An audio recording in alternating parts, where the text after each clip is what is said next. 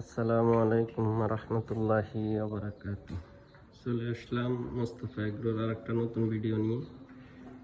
আজকের ভিডিও গরুর খামার নিয়ে।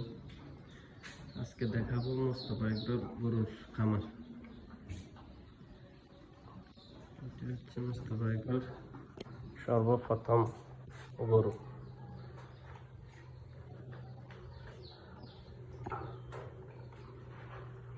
গাভী দাঁত সমান হয়ে গেছে। এটার বাচ্চা হয়েছে এখনকার বাচ্চা সরকারি বীজের বাচ্চা, US 218 নাম্বার বীজের বাচ্চা, সার বাচ্চা। এর আগের বাচ্চা হয়েছে এটা। আর গাভীর সাথে যেটা নিয়ে আসছিলাম সাদা বাচ্চা, ওটা বিক্রি করে দিছি।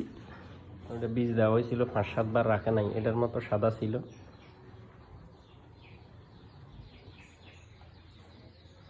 আলহামদুলিল্লাহ।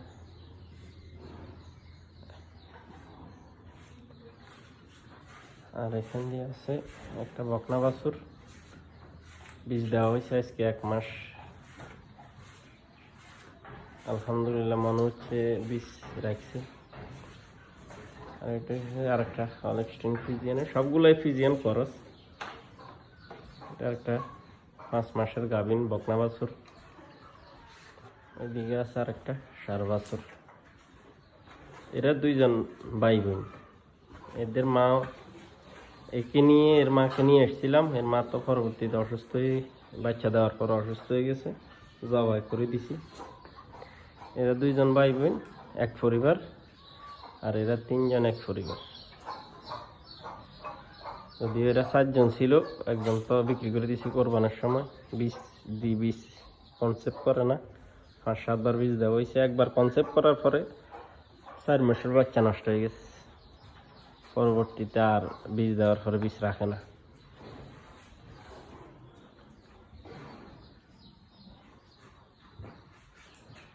ইনশাআল্লাহ যারা যারা দেখবেন ভিডিও, আমার জন্য দোয়া করবেন। ইনশাআল্লাহ আল্লাহ যেন এই কয়টা গরু দিয়ে উপরে ওঠার তৌফিক দেয়। আর হচ্ছে ইউটিউবে আমি একবারই নতুন, এই কারণে ভিডিওর কোয়ালিটি, ভয়েস কোয়ালিটি এগুলো খুবই নিম্নমানের। ইনশাআল্লাহ আস্তে আস্তে ঠিক হয়ে যাবে। আর ইউটিউবে ভিডিও সারমু আজকে 2 বছর ধরিয়ে। আজকে ভিডিও সারমু, কালকে সারমু, ভয়ে সারা হয় না।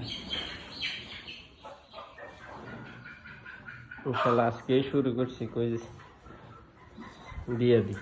হ্যাঁ, একটু আগে মাছের একটা দিছি,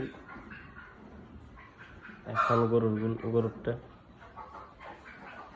ইনশাআল্লাহ আস্তে আস্তে একটা একটা করে দেবো ভিডিও ইনশাআল্লাহ।